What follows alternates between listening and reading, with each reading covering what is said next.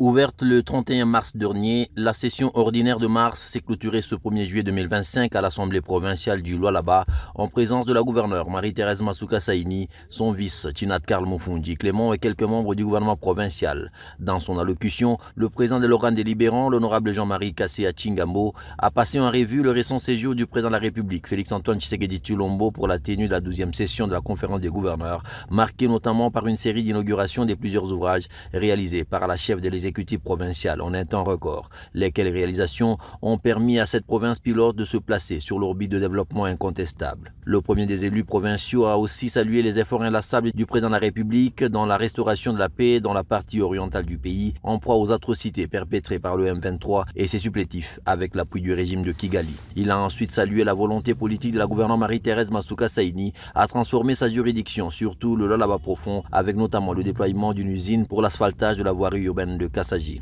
L'honorable Jean-Marie Kasséa n'a pas manqué d'encourager le gouvernement provincial à matérialiser le projet de construction de l'échangeur routier de Mwangeji, ce qui permettra de fluidifier la circulation de la ville qui connaît actuellement une démographie exponentielle. C'est ici l'occasion pour moi, au nom de toute la représentation provinciale, de saluer la bravoure de Madame le gouverneur de province et lui assurer l'accompagnement de l'Assemblée provinciale du Lualaba dans son engagement à doter la province du Lualaba des infrastructures modernes et à poursuivre d'autres qui sont en cours d'exécution, notamment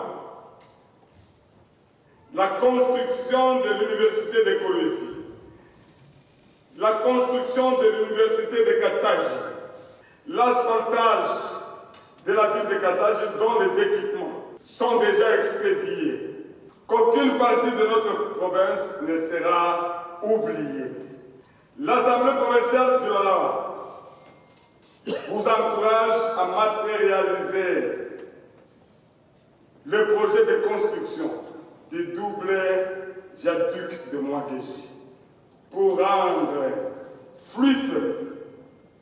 le rond-point Mwangeji, car cette structure ne servira pas seulement à la beauté de la ville d'écologie, elle désengorgera. Cependant, les embouteillages qui sont au niveau de Mwangeji avec cette poussée démographique, nous devons anticiper pour éviter les situations d'embouteillage que nous pouvons trouver dans certaines villes de notre pays. L'occasion faisant le larron, le président de l'Assemblée provinciale a, sous les acclamations frénétiques, remis un diplôme de mérite à la patronne du Lualaba pour avoir su inscrire son nom dans le panthéon politique de la République démocratique du Congo et dont sa réputation a déjà franchi les frontières nationales. Il a par ailleurs fait savoir que l'institution et l'exécutif provincial ont eu des discussions avec les responsables de la Générale des carrières et des mines et le cadastre minier pour la disponibilisation des zones d'exploitation artisanale au profit des exploitants miniers artisanaux du Lualaba.